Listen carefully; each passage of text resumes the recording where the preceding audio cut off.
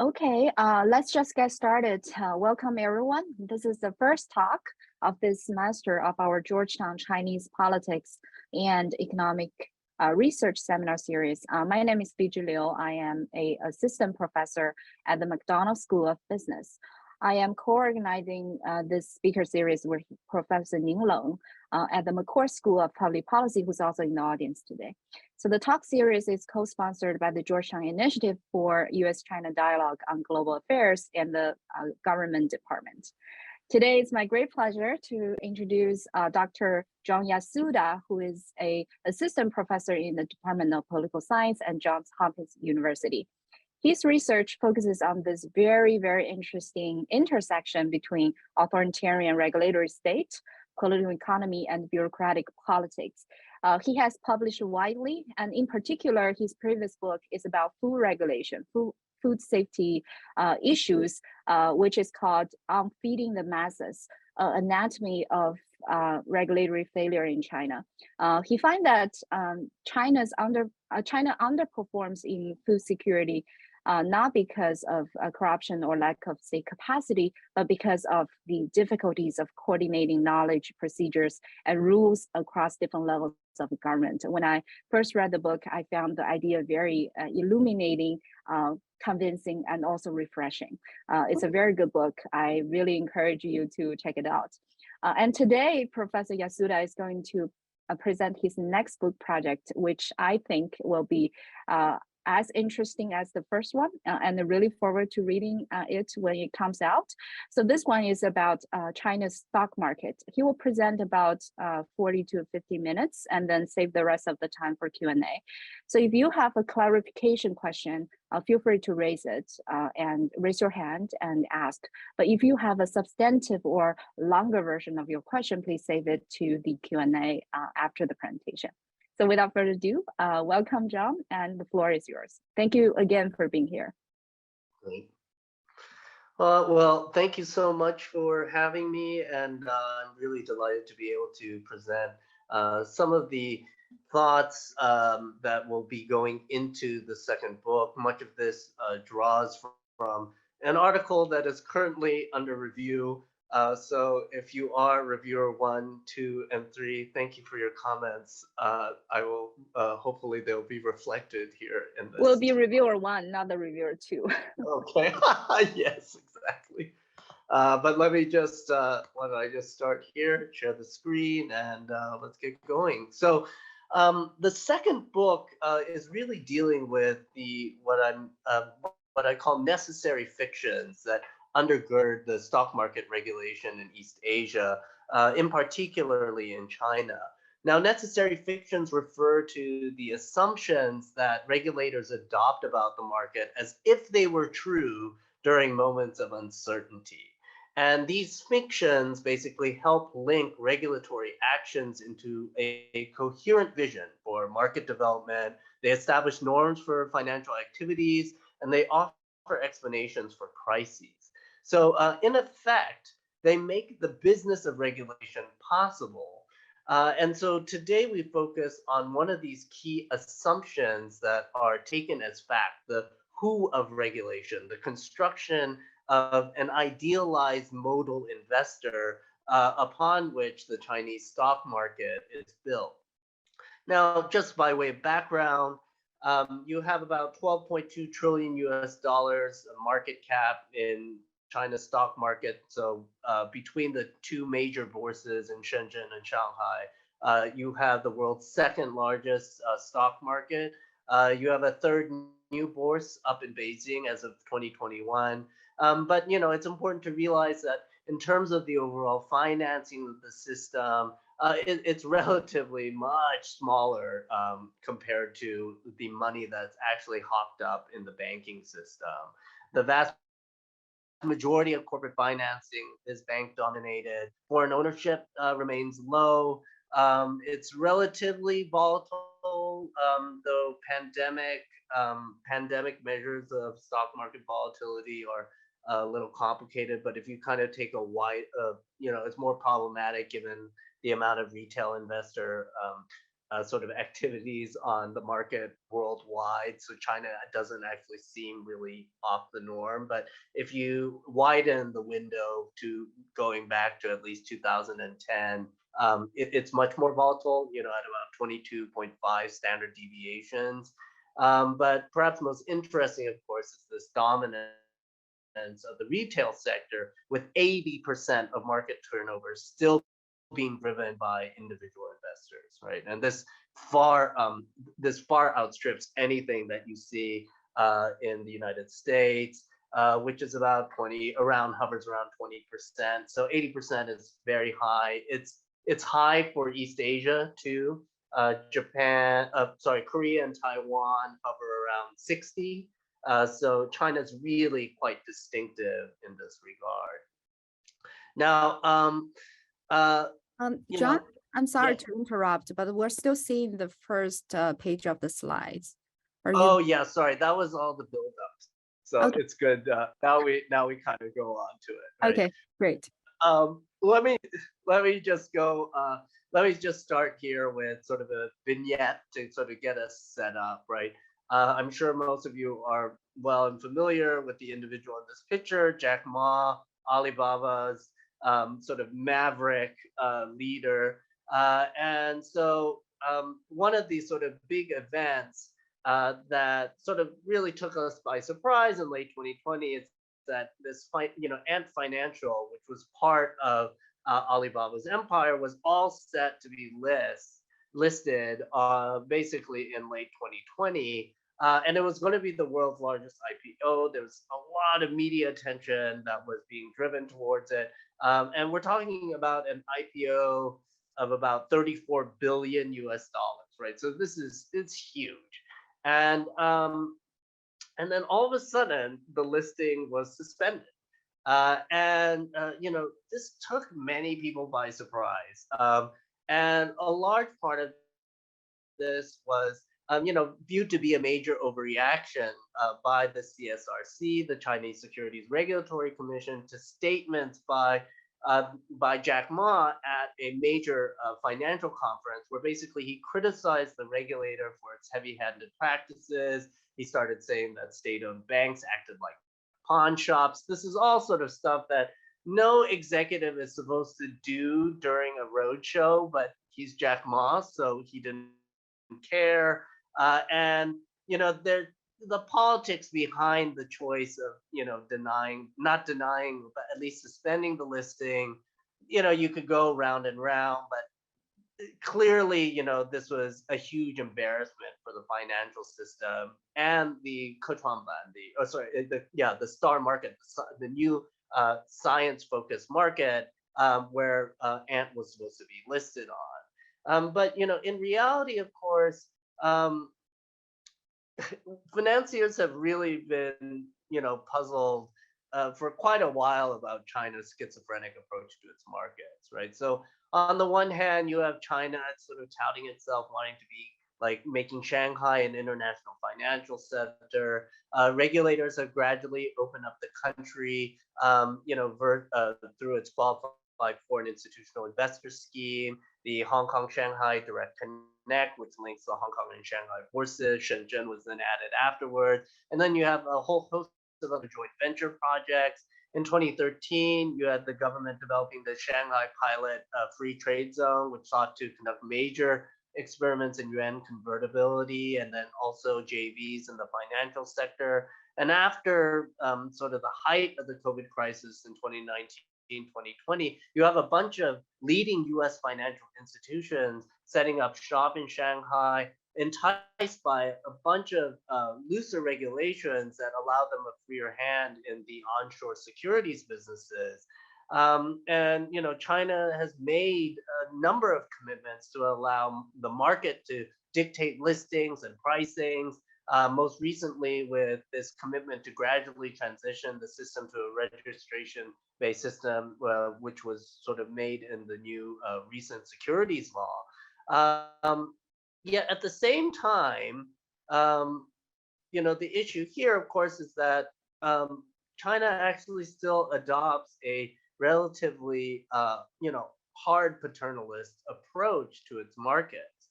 So a hard paternalistic approach refers to regulation that severely constrains investor choice ex ante by outright bans and reduces the cost of bad decisions ex post.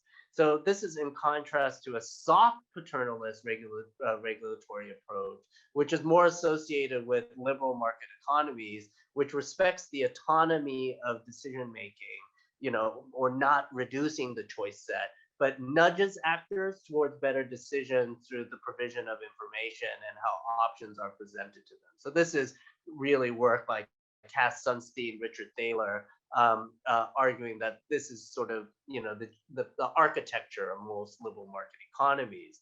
Now, it's really important to say that while hard paternalism does speak to some risk aversion on the part of the state, it does not mean that the state does not also seek to ramp up investor interest, in which China has done on multiple occasions through official statements in the press. The key here, right, is that the issue about hard paternalism is that the state basically uses any means to supplant its own logic for that of the investors. So, needless to say, reactions by commentators and global finance have been pretty scathing, with frequent interventions described as warping the market, bans on shorting as preventing fund managers from using hedging tools against inflated markets, and frequent rule changes leading to one Financial Times commentator to assert that China's is an arbitrary system where the rules can and do change overnight.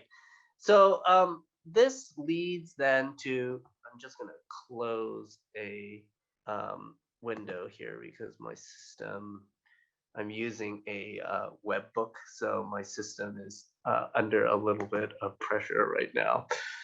But this all kind of leads us then to the puzzle at hand, right? So you have all these sort of, policies that are geared to making China's capital markets, really major players within the financial ecosystem. But then you have all these other policies that global capital really doesn't like, which introduces moral hazard into the system, which sort of really creates problems with the price clearing mechanism and the efficiency of that mechanism.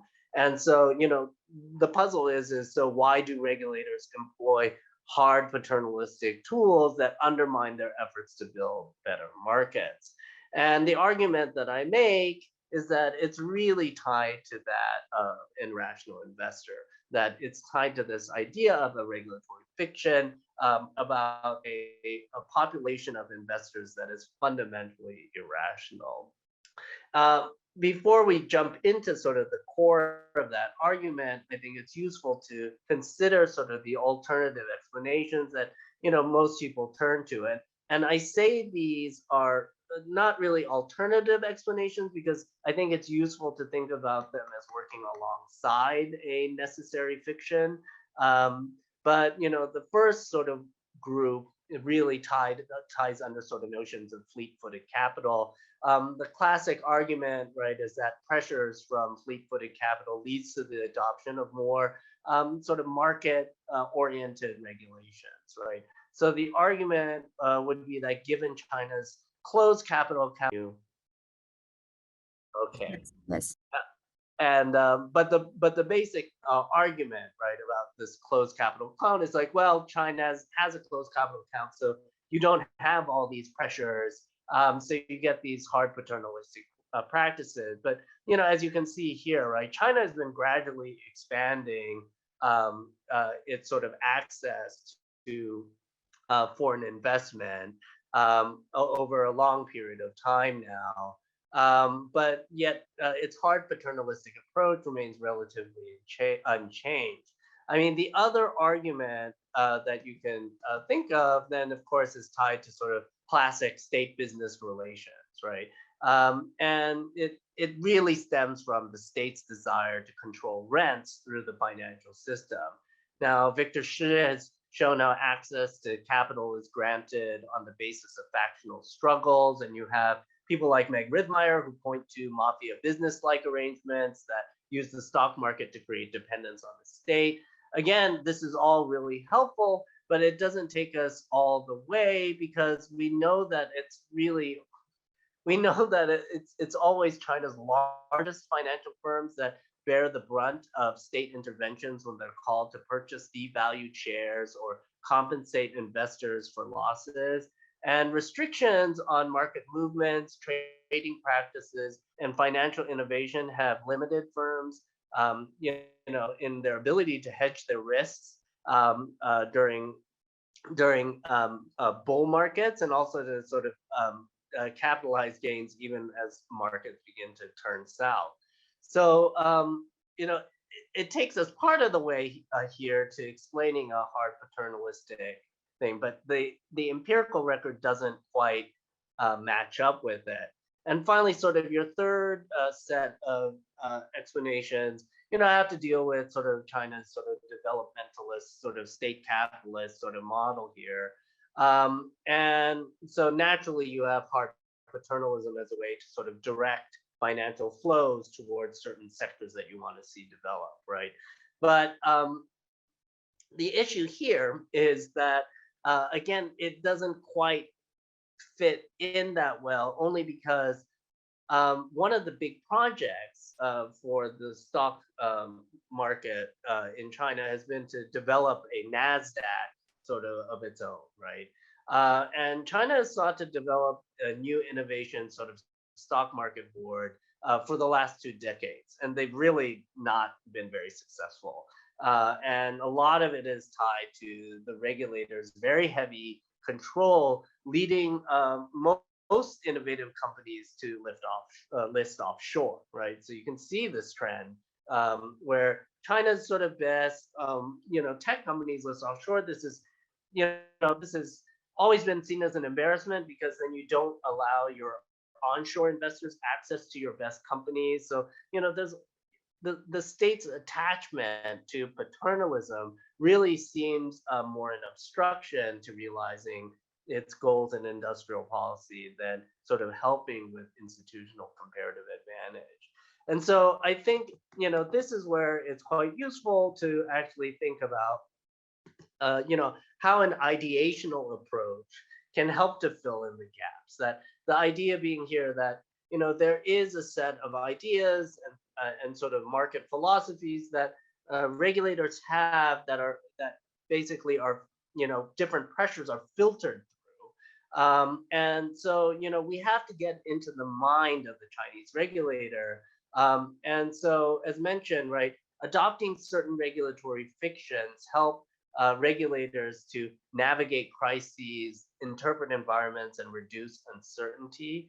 And so, turning to one of these fictions, we start on an idealized financial subject that's envisioned by the state, that of an irrational investor. Now, to start this inquiry, it's really challenging because actually most financial regulation in the Anglosphere assumes a rational investor. And let me make very clear, right, that in the US, our securities regulation is built on the behavior of a hypothetical rational investor. Regardless of all the empirical work that shows otherwise, as a matter of law, investors are viewed to be rational, passive, with a long-term horizon and above average sophistication. And we know this isn't true, but as a matter of law, this is true. So in cases of fraud here, they are benchmarked against the hypothetical individual. So, this is a source of serious academic debate among legal scholars. But, I think it's quite shocking for a lot of people that, that this is it's a complete sort of legal construction. But it has a very, it is the benchmark by which all fraud is sort of in the stock market is sort of put up against. Now, based on this assumption, regulation envisions sort of a more arm's length relationship to the market, and to really preserve the price clearing mechanisms as set by market participants. And the idea being here is that as long as investors are provided with you know, enough information, to allow them to make the optimal resource allocation, then the regulator really should be, standing aside, aside from sort of policing this disclosure system, and sort of incidences of fraud and market manipulation. So now, when you build a system based on an irrational investor, the notion that no matter how much information that you provide um, to a to a to an investor, it's not really going to matter. Um, a completely different logic obtains, right? Because then the state has to take on the brunt of the risk. It controls listing, trading, and product innovation. It retains strong controls over the stock exchange. It deploys a system of administrative guidance to allow for maximum flexibility to intervene as problems emerge. Now, in practice, there is a blurring of the lines. Even here in the US, we've adopted numerous sort of consumer protection provisions, but here in the US, the rational investor fiction is still the law of the land. Likewise, in China, despite flirting with regulatory approaches assuming more rational investors, the irrational investor has a strong anchoring effect. And now I'll go into depth more shortly. But so, let's get to how do I know what I know. Um, it's a qualitative research project, largely derived from elite level interviews. I also spent a good deal of time, not just in China, but in Taiwan, in Hong Kong, in Korea and Japan, because there's a great deal of sort of regulatory exchanges that are going on. And so it was pretty interesting for me to ask other regulators how they view and understand what's going on in China. These elite level interviews are, I mean, they are pretty unusual. Regulators don't really like to talk to academics because they don't want any information to sort of leak out with regard that could affect market movements to begin with. But I have, I have deep connections into the financial sector on account of family and extended networks, which I basically brought to bear.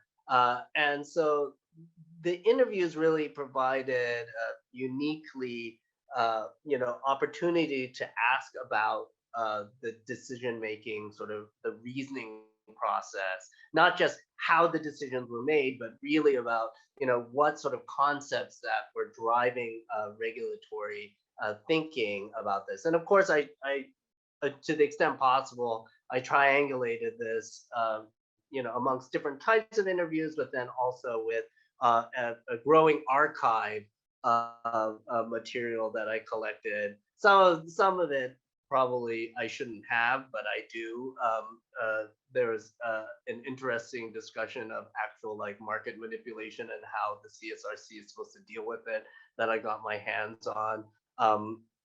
And these were all very useful, but the bulk of this is really driven by the interviews. Now, back to sort of thinking about this irrational investor that is sort of deeply etched in the mind of these regulators. Now, the CSRC regulators always sort of brought up investor irrationality as sort of their MO for interventions in the market. One regulator argued that their investor base in China just chases trends, lacks maturity, and are too impulsive. And of course, because they drive nearly 80% of market turnover, crashes can come very quickly. And they're just described as chasing volatility rather than investing in fundamentals. They have notoriously short investment horizons, about 2 months. And really, regulators decry their lack of institutional investors and the overall lack of financial sophistication within the market. As such, the regulatory advisors and other sort of senior regulators that I spoke to said, this is why they have to be particularly stringent, right? Just a selection of the sort of interview material here, really just sort of it really became obvious that this was sort of a big sort of issue for them of coming to terms with this sort of investor base that couldn't be relied on to make decisions in their own interest. But of course, when I brought up Reddit investors here in the United States and Bitcoin, they're like, yeah, but like we are dealing with a problem of an order of magnitude far greater. And the most vivid example of this was the Obama and Trump effect on retail investor behavior. So in 2008, when Obama won, all companies that sounded like Obama's transliterated name, Obama, basically made significant gains in the market. We're talking gains of like 6 to 8%. And like this is like one of the companies was like Alma Dianqi or something, and another one was like Alkema, which was I think it was a big cold storage group. So they had nothing to do with sort of U.S. China sort of trade implications, but everything to do with the fact that it sounded like Obama. And then of course the same thing happened when Trump won in 2016. Any company with the character Chuan in it went up. So same thing happened with Hillary, right? Anything sounding like Xilali went up, went down. Sorry, rather. Stories of this nature circulate broadly among sort of CSRC regulators. As such, you have really hard paternalist tools to sort of manage this market. Famously, you have a merit-based review where the regulator is actually vetting companies, looking at their financials, their business models. They have a registration system that's in trial, and I'll go into that. But for the main boards, it's still this merit-based review system. It takes a long time. It's very difficult. Like getting an approval is like winning the lottery. You have these famous price limits on stock movements day to day. It's 10% on the main boards, 20% on the new tech boards. You can't buy and sell a stock on the same day because of the T+1 rule. So basically, day trading isn't allowed. You have frequent bans on shorting, listing bans for whole sectors, such as real estate, and then listing moratoriums that can last for months at a time when the regulator gets worried about the investment climate.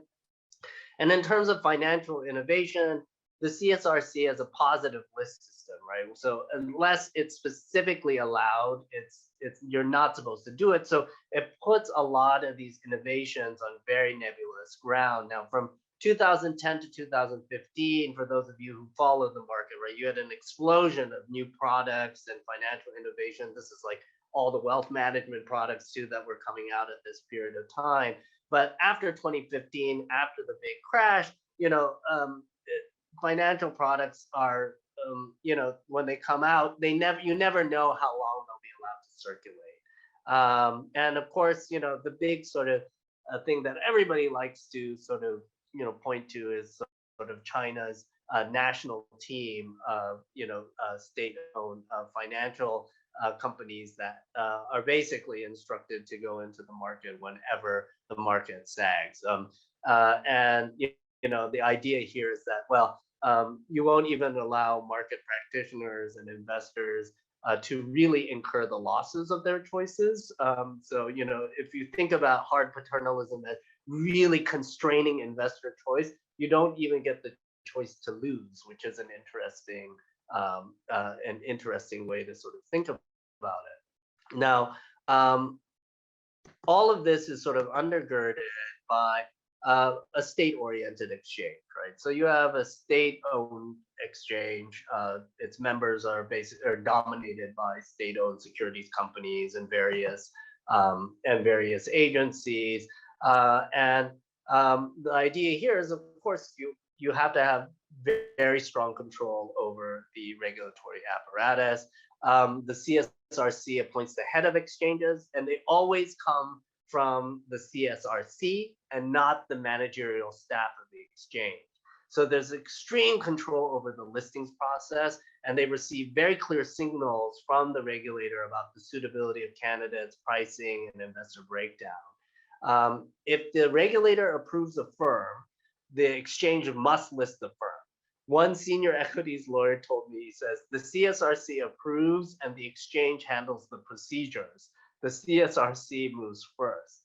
So the stock exchange is not supposed to adopt a business mindset, right? It's a public utility. And so instead, the exchanges prioritize listings to what the regulator deems to be more socially responsible investment.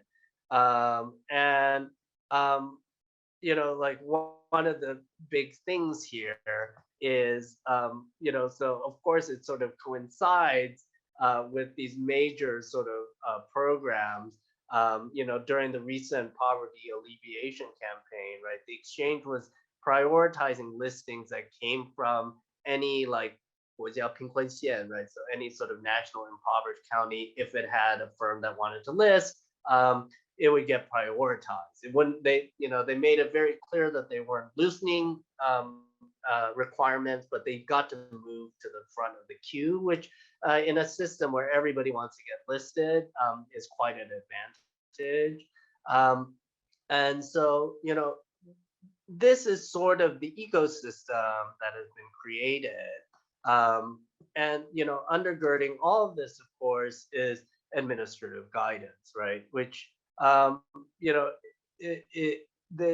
further constrains the choice of market participants, because the vast majority of these interventions are governed by unwritten rules, right?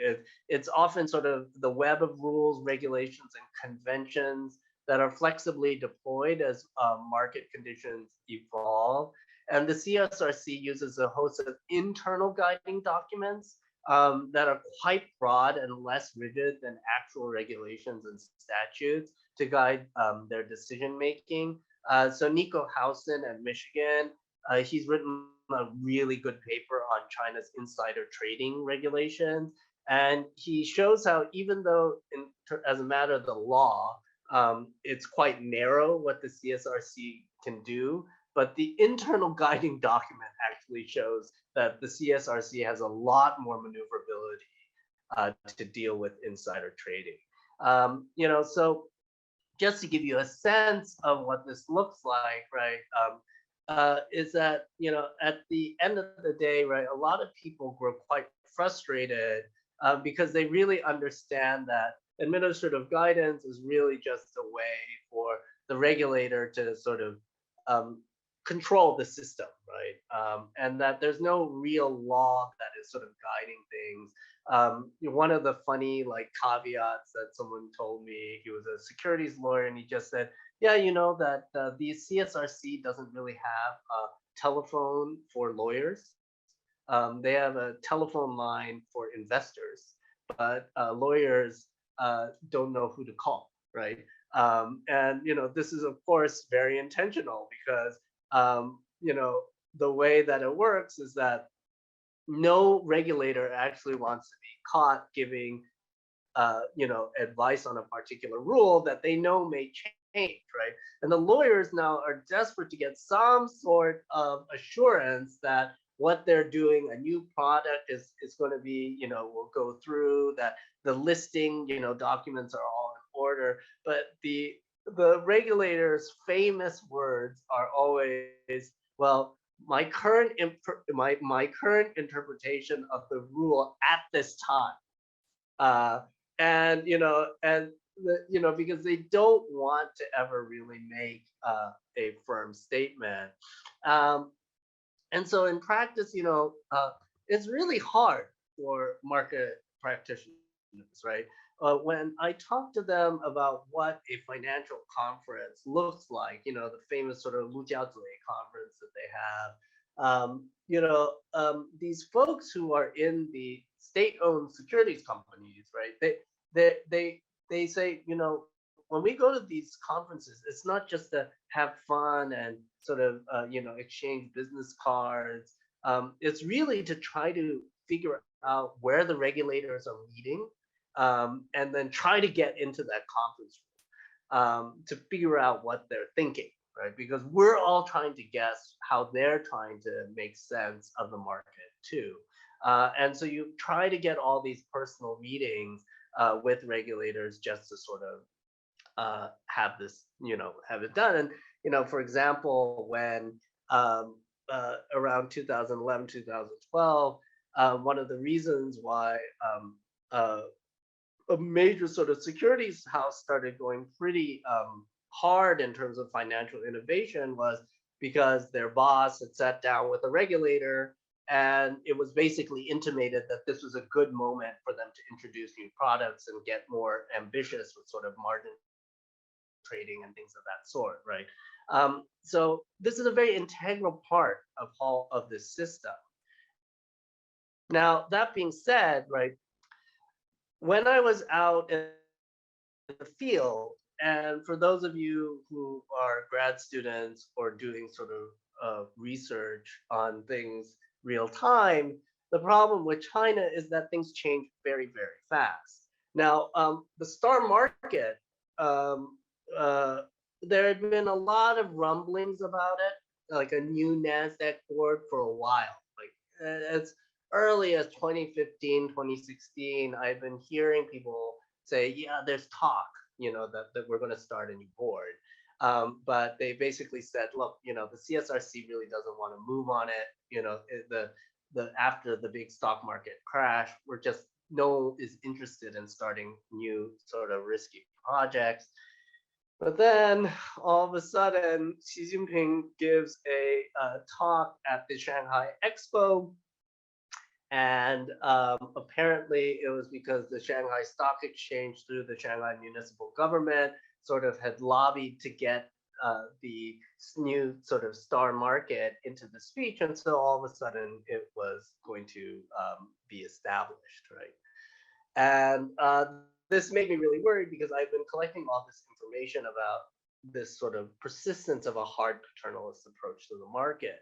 And the star market was pretty revolutionary. It was going to be a US style registration system, right? So companies would just register, file their documents, and then the stock exchange would handle sort of the listing requirements. The regulatory approval process would take a back seat. But then, as I spoke to two architects of the system, they made it fairly clear that there was a huge misunderstanding about what registration actually meant. And the regulator, told me, he says, is like, look, this isn't like applying for a marriage license. We're still going to ask questions, right?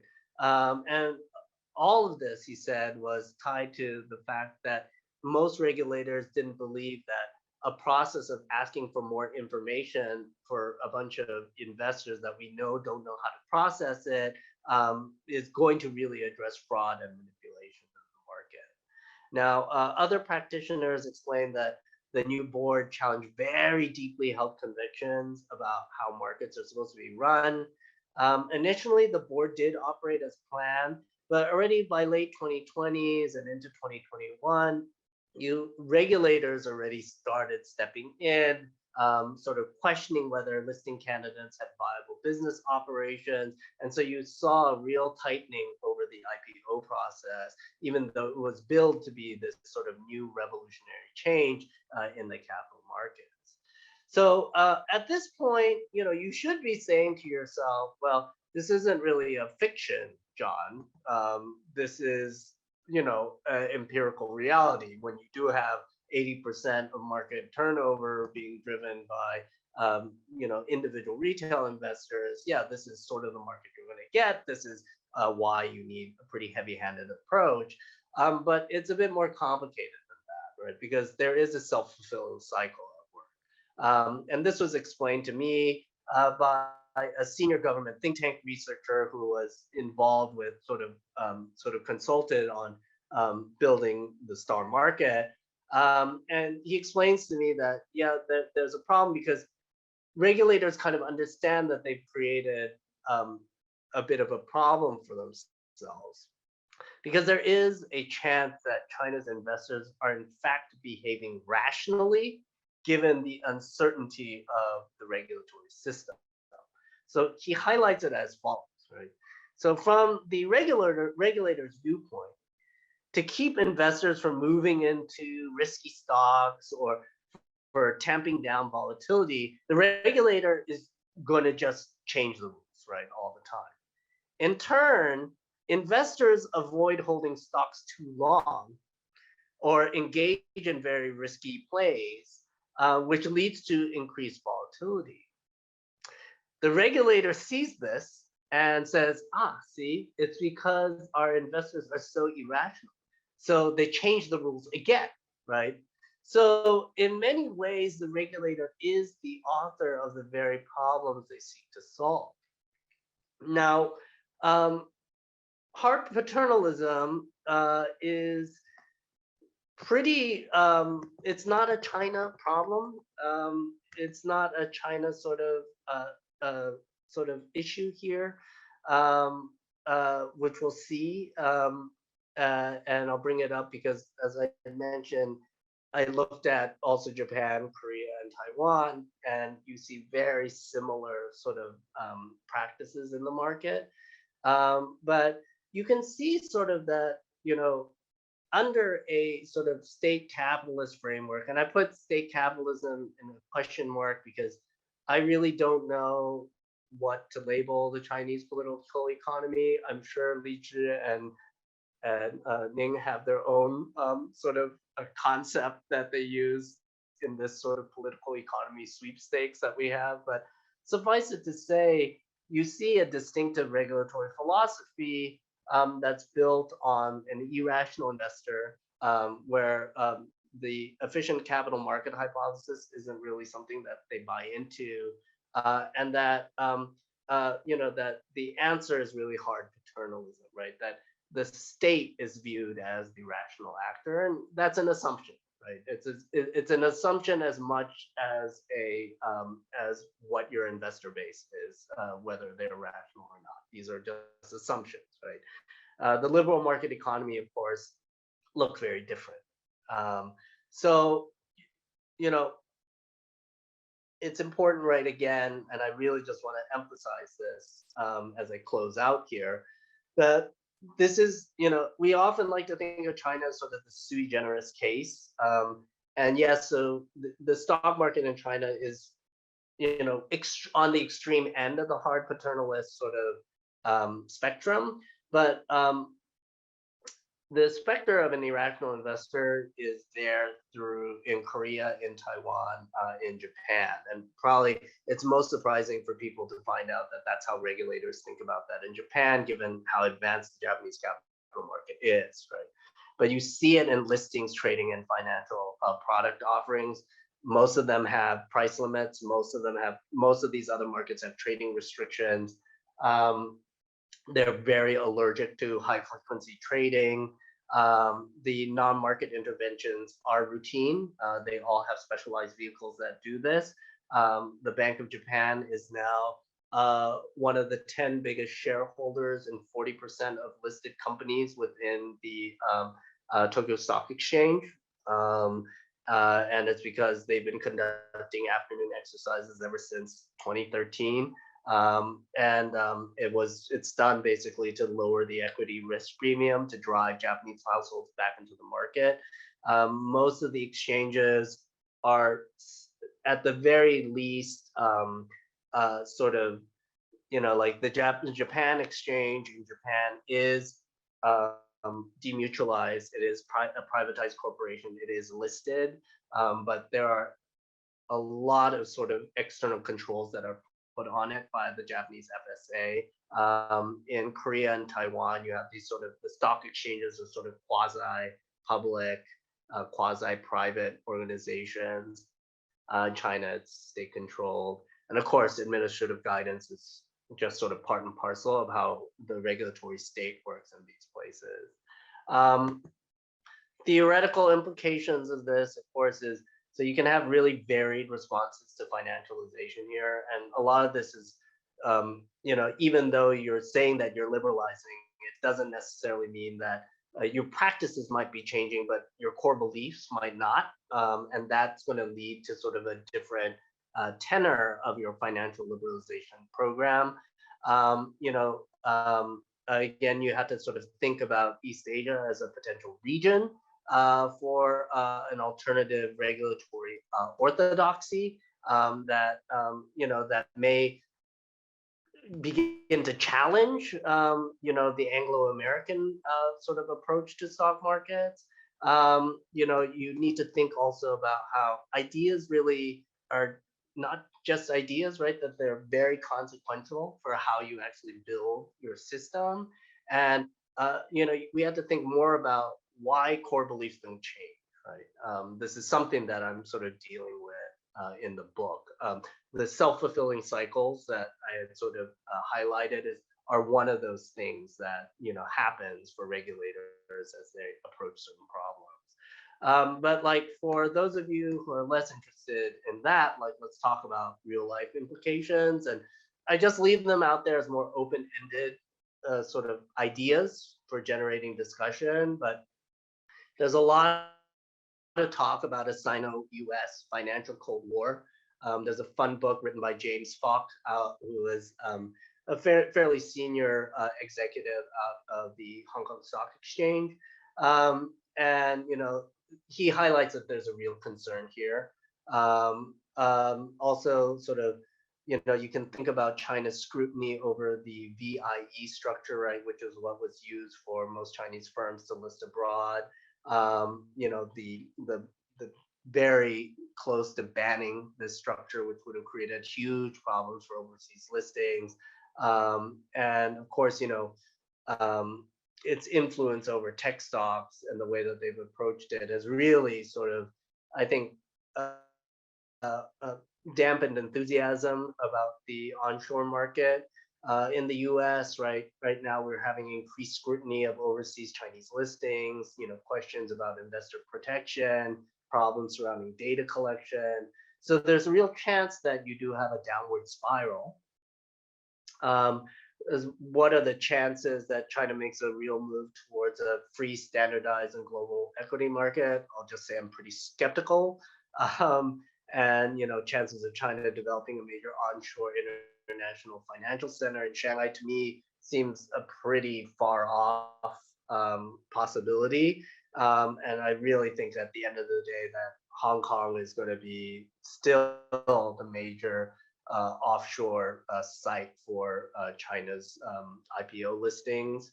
A corollary to the development of China's equity markets is also tied to the country's financial repression, right? And a story about all this is the reason why there's so many retail investors that are punting on the country's casino-like stock markets is, well, where else can they go to get their money to grow, right? And property now doesn't seem like such a sure thing. So this is all particularly problematic.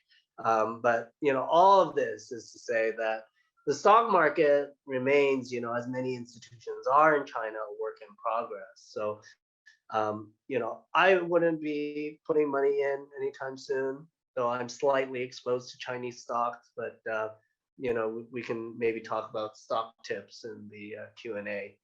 Thank you. I can definitely tell that John, part of John's field work is really to make some investment in the Chinese stock market, right? That's part of your field experiment. I think I have to make some interesting disclosures in the book as to my exposures to some of these companies, but but anyway, this is a fascinating talk. Let's just open this opportunity, open up the opportunity to the audiences and to see if there are any questions from the audience. I do have a lot of questions to ask, but I want to hear whether the audience has any questions first. Please raise your hand if you have any questions.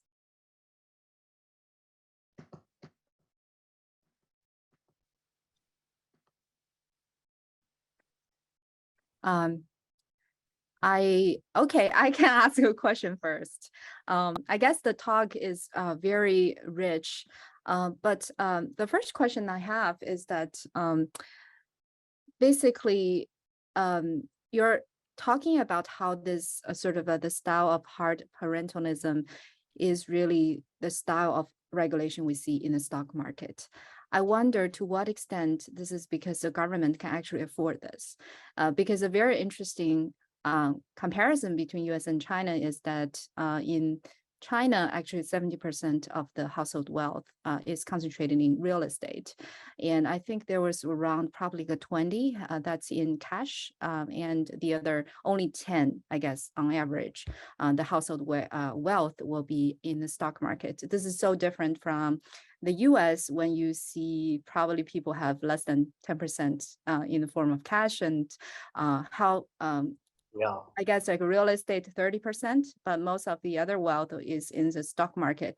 So government here, I mean, this could be alternative explanation of why the government is adopting a very different style of regulation, simply because I guess in the stock market in China, even if the government is doing a lot of hard regulations, they wouldn't really make the general population that angry, because only a small fraction of the people that actually have investment in the stock market. I wonder how you feel. Yeah, no, I mean, I think that's definitely part of the story. You know, when you're trying to sort of deal with things like regulatory philosophies and stuff, it's not really alternative explanations. That they're clearly that's running alongside, right?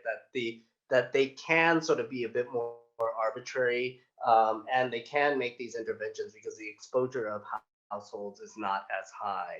That being said, right, the CSRC, I think, going back to think like bureaucratic politics, right? The CSRC is really scared of Chinese investors, right? One of the regulators, he told me, and it was the funniest thing that he said, but he was like, he was like, of course, Chinese investors are quite powerless, right, vis-a-vis state-owned enterprise, as shareholders and whatnot, right?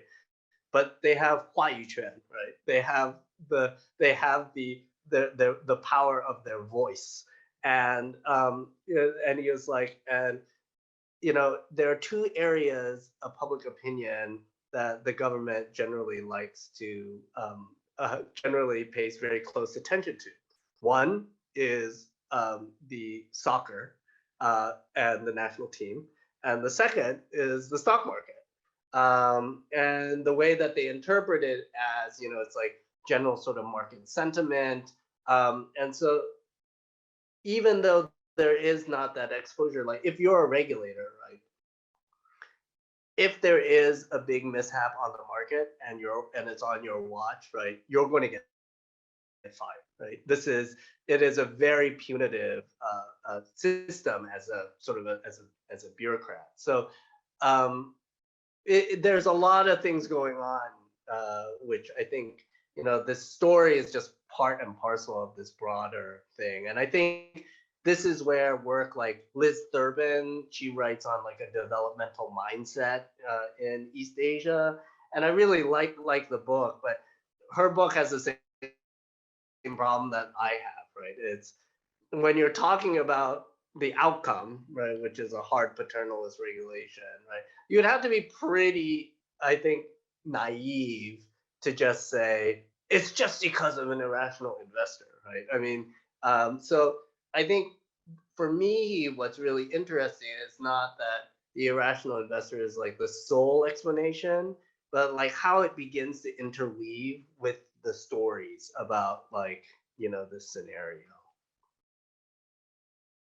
Okay, thank you so much. So we do have someone having a question, Qing. Oh, let me just remind other people in the audience that if you want to raise a hand, you can use, you can click on reactions, which is one of the buttons you can see on the screen, and then you can raise your hand, or you can just like unmute yourself. I guess probably that's easier for some people. Okay, Qing, please ask your question. Thank you, Jia, for your great presentation from the regulation perspective.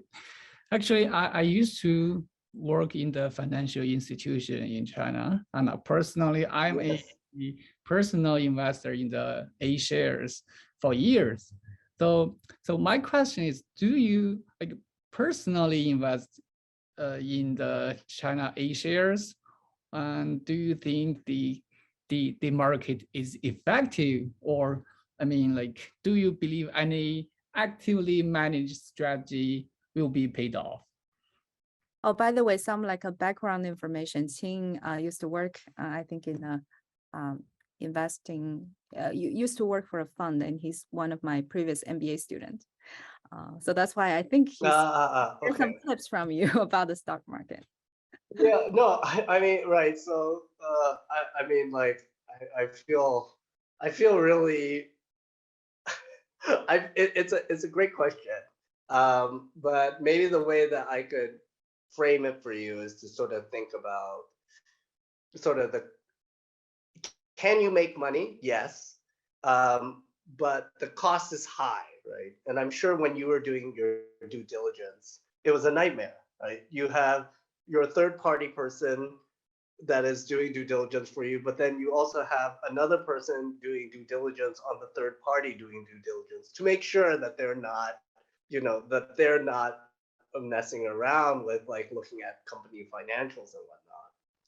And anybody, so a good friend of mine is a senior director at a big asset management company, and I was like, oh, so what does it look like when you begin to invest in a company or you take a pretty sizable position? And he's like, yeah, you go, you drive around, you visit all the like particular branches of like a restaurant or an outlet. You check like if the bathrooms are clean. You actually look at what their stock looks like, because if you don't, this is where the problem happens, right? Because the level of fraud is very high. So he's been pretty successful. I don't know what it's like now, but he was telling me about this crazy story about I think the company was called Zhang Zidao or something. Zhang Zidao, or I can't remember. It was a seafood company out in Shandong, right? And basically they had made all these projections on the basis of a huge stock of like sea cucumbers and shellfish and various seafood products, right? And so all of a sudden they went and checked, and like there weren't that many, right? And so apparently the CEO was just like, oh well, they all migrated, like they all left, the aquaculture, right? Of course, the stock market completely plummeted, and then a few months later, the stock of aquaculture products was replenished, right? And the CEO was like, "Oh well, they all came back, right?" And the stock market, the price just went up dramatically, right? But this is, the level of due diligence is the only thing that is going to sort of help you operate in that respect. I mean, it's just it's kind of like the famous sort of thing also, like the Li Keqiang indicator, right? Where it's like, don't just look at GDP, you have to triangulate with lots of data. But it's like the local onshore funds do much better than the foreign funds, and the reason for that is because you look at the number of people, right? I'm sure, Qing, you have the experience, right? It's like you have a bunch of analysts that are working on one company, right? And if you're a foreign analyst, though, you are working on a bunch of it's the opposite. You have a bunch of companies, taken care of by one analyst. So it's interesting dynamic. So I didn't answer the question, I guess, but. Yeah, thank you so much. I got the rationale. Is like how you're gonna interpret the data, right? And if the data is effective or not. Yeah, I mean, like, and then like, I mean, like, the whole like there's this whole thing on multi, right? Like they were going like these funds were going crazy. They were like so interested in multi, right? And I was like, why are you so interested in it all of a sudden? And they were like, well, during the anti-corruption campaign, the stock price really dropped because, all of a sudden people can't serve like really high-end baijiu during the dinners, right? But now that the anti-corruption campaign has eased off, people are still realizing, oh, this is actually really good. So then, it's a good time to buy. And as I'm listening to this thesis, I'm like, are you actually investing in the fundamentals, or are you investing in the policy, right? And of course, that's, in any country that's true, right? But I think in China, that is the next level to all of this, right? Is that, are you playing the policy? Are you timing it in terms of policy, or are you timing it in terms of, or are you valuing it in terms of the actual fundamental? I'll ask a few questions. So I find this fascinating, and I really like to see this continuity of failed regulatory research, John, in your research agenda. So not knowing too much about stock market, my first question is actually, what does the Chinese state, like how does the Chinese state benefit from having such a heavy-handed regulation on the stock market? So I'm trying to identify who will be the winner. In this story, what I hear is, so CSRC absolutely will be a winner, right? So this sounds to me like a classic bureaucracy trying to make regulations super complex so that they increase their budget and power story. But does the state and CCP eventually benefit from having a stock market this way? So related to that is, exactly what kind of stock market does the party want to establish? Like, did they ever think about building a stock market like that in the West and a very mature, capital market? And then the third thing I would like to ask is, so the Chinese state itself kept saying, our financial regulations, it's so tough, and that is why when there are global financial crises, we actually came out better than many others. I mean, a lot of this is government injection of funding to the market, but they also claim our regulation worked better. America has no regulation. So do you think that is true based on your observation? So those are my three general questions. Yeah, those are all very good. In fact, those three questions I'm going to probably put in the conclusion of the article now. But as you mentioned it, right, one thing that is pretty interesting is like, so who are the winners here? I think it's pretty unclear because the CSRC, right? No one wants to be chair of the CSRC, basically. I mean, we'll see how Director Yi, how he's gonna, how long he's gonna last. But the stock market is such a difficult thing to control. So yes, the CSRC in some respects has garnered a great deal of power, but its main sort of power that it acquired was really in the late 1990s when it was managing all of the offshore listings, right? And preparing, all the sort of the new IPOs that were going out through Hong Kong. And the PBOC and the Ministry of Finance, they didn't have any power because the CSRC was the gatekeeper for that thing. So now, is the CSRC powerful? Is it not? One thing that one of my friends was telling me, who was an ex-regulator who had just gotten out, he told me that, right now, most of the CSRC sort of mid-level staff, and this is all anecdotal, I have no proof on it, but they all want to resign. They want to resign because it's too hard to do their job. So it's the classic, like, if everything goes well, I get no credit. If something goes wrong, I get all the blame, right? So this is the basic sort of, problem that they're dealing with. So is the CSRC really the winner? I don't know.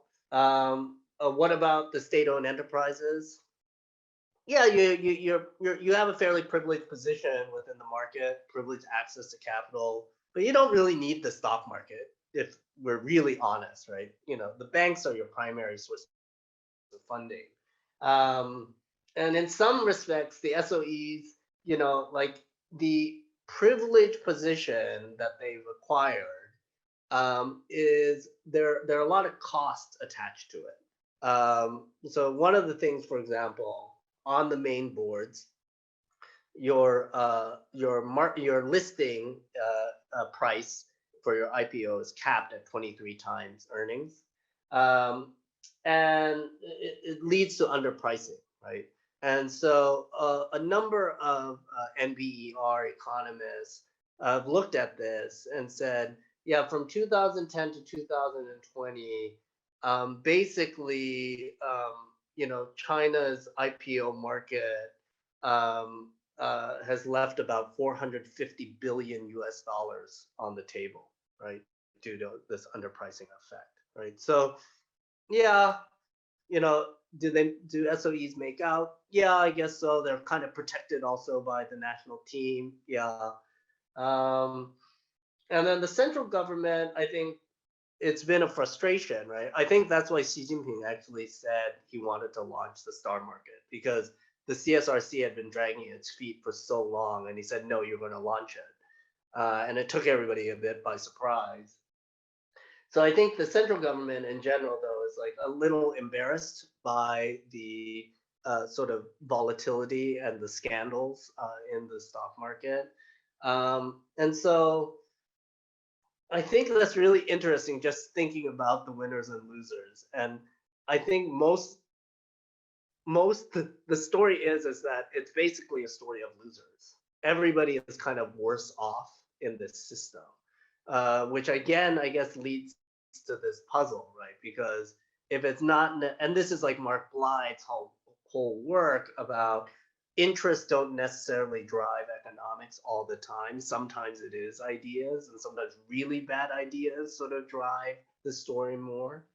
And then finally, I guess your point about thinking about how China views itself vis-a-vis the West, totally right, right? After the global financial crisis, right? Basically, the regulators were like, see, you guys really messed up, right? Good thing we didn't take everything that you said to heart. Good thing we have a controllable opening in our capital account, so on and so forth.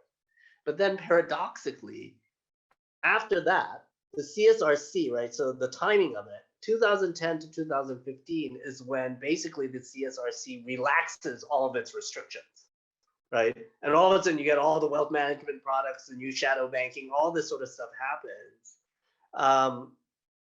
And so what were they trying to do, right? They decried the US model, but then in some ways, they then engaged in fairly lax regulation to allow the market to sort of grow. And of course, then it leads directly to the stock market crash. So I would really say that the problem is right now, and it speaks to the uncertainty, is that when I talk to the regulators, I go, okay, so what is your model, right? And they go, well, we know we don't want the American model, but that doesn't mean that we know what our model is, which is why that state capitalism question mark, right? Because when I say, oh, are you a state capitalist system, right? They're like, what is that? You may say that, but like, I don't really know how to think of, I'm just trying to do my job, right? I'm trying to deal with it in terms of listings, in terms of trading, in terms of product innovation. So I think we're really in a moment of flux right now. And there's always this sort of, this is conspiracy theory, but very interesting conspiracy theory, is that as I was talking to a few senior executives of securities companies, they said to me that they've always had a suspicion that basically the government doesn't really want a thriving capital market, that securities companies always get blamed for all the problems in the market when they're like, but we're very deeply interlinked with the banking system. But like, think about it from their view, right? The anchors of the system are the state-owned commercial banks, right? So we're naturally seen as taking depositor money away from them, so they don't like us.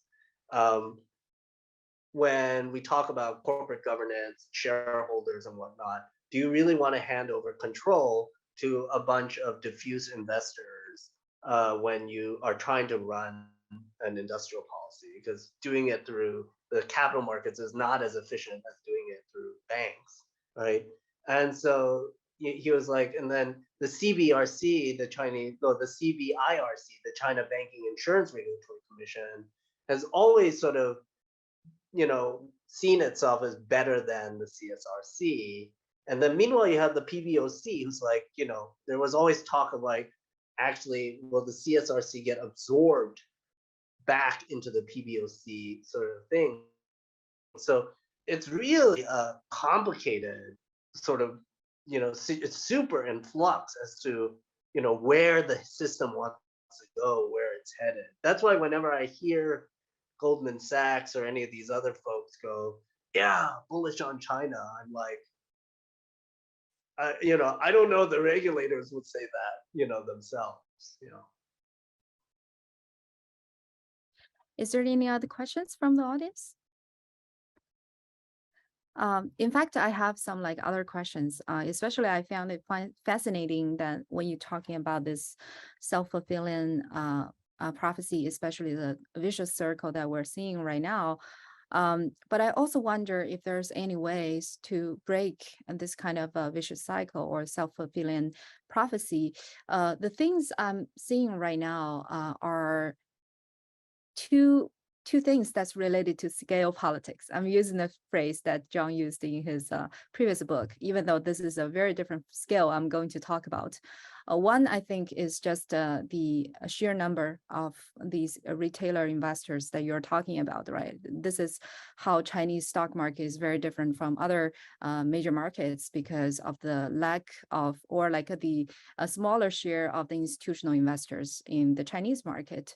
So I guess here, basically, the government is thinking because there's a large number of small investors, that's why they're irrational, they lack the knowledge. But I wonder if in the future, if there is a possibility of having more and more institutional investors that will change the caliber of the considerations of the market, the government regulators.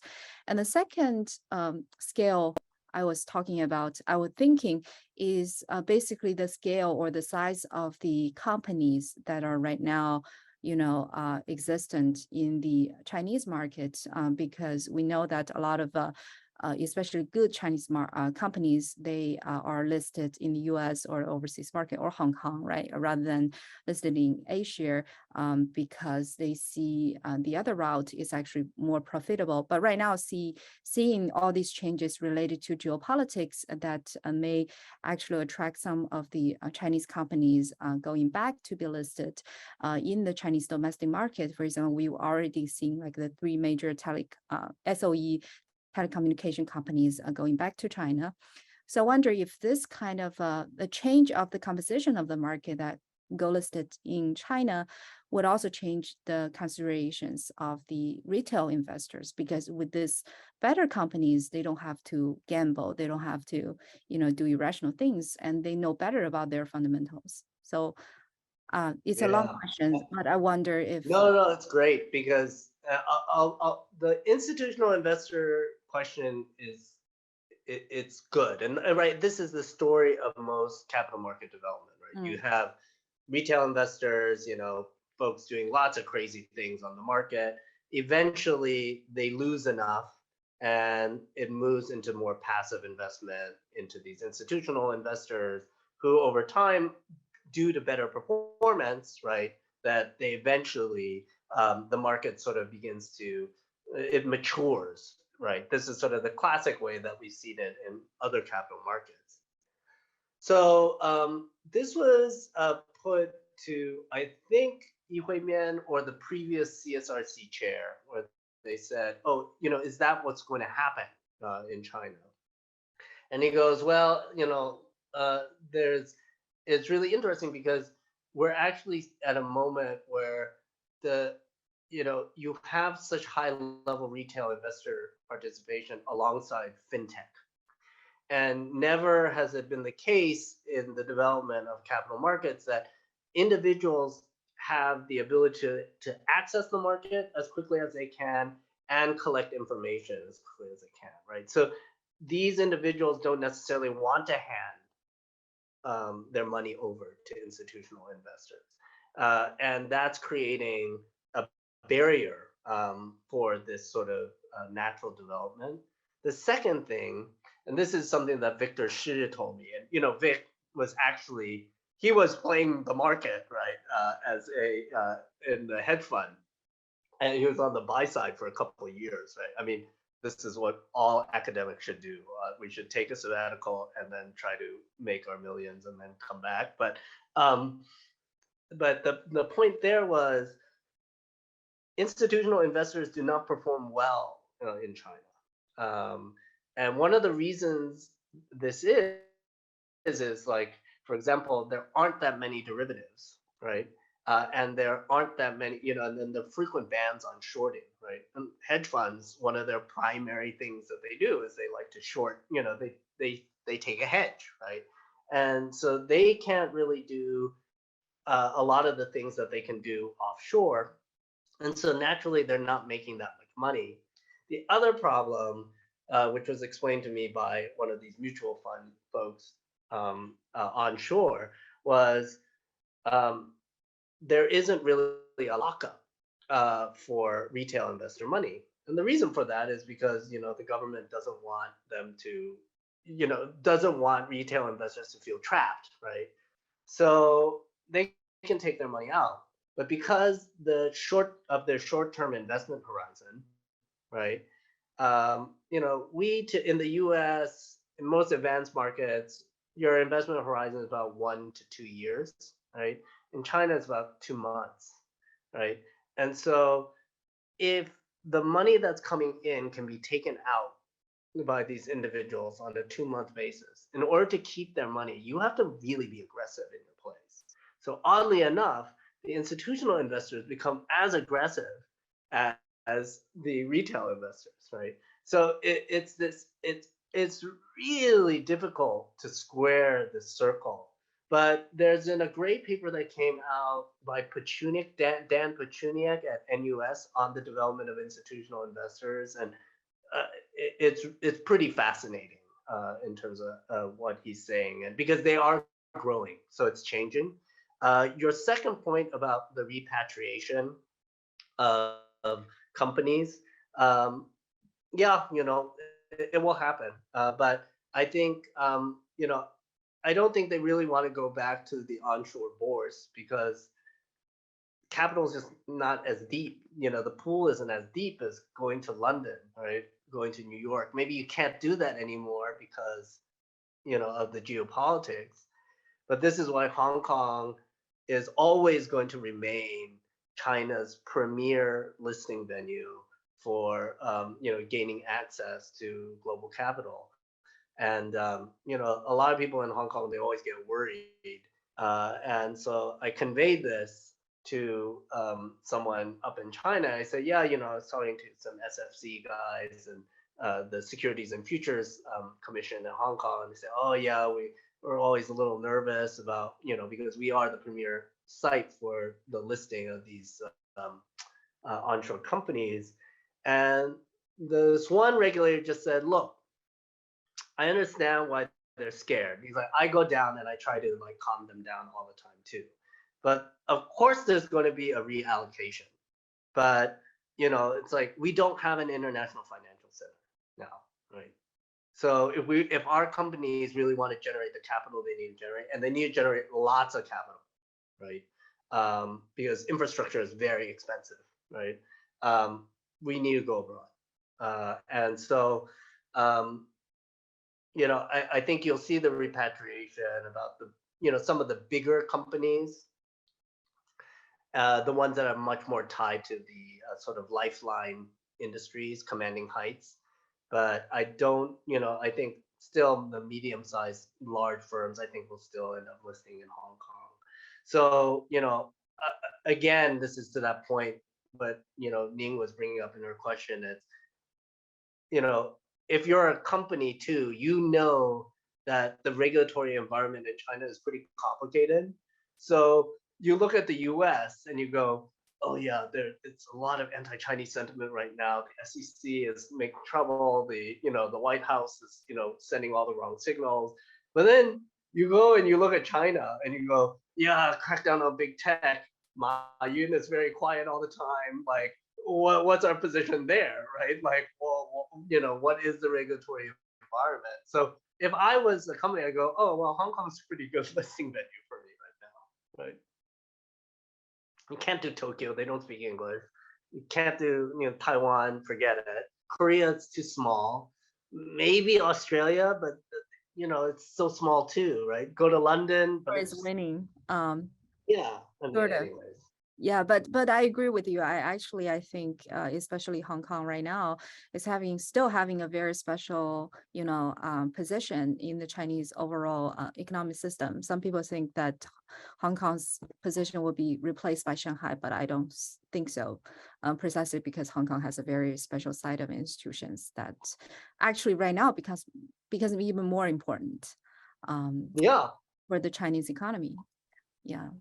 So, but it'll be interesting, right? I mean, there it's more how are local level politics in Hong Kong going to play Right. out, right? So there's uncertainty there as well. So it's really hard to say.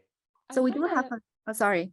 Yeah, no, this is all related to Hong Kong. I know there's a question in the chat about Hong Kong. I think John was answering that. What I find fascinating is what John said about Hong Kong is basically telling us that for a very good chance, China will not succeed in building that Zhugang the Hong Kong Macau Canton, and trying to replace Hong Kong with that cross ocean area. It sounds like as long as the institution doesn't change, the investors will still only go to Hong Kong, and maybe Chinese government's effort will fail there. I just find the implication fascinating.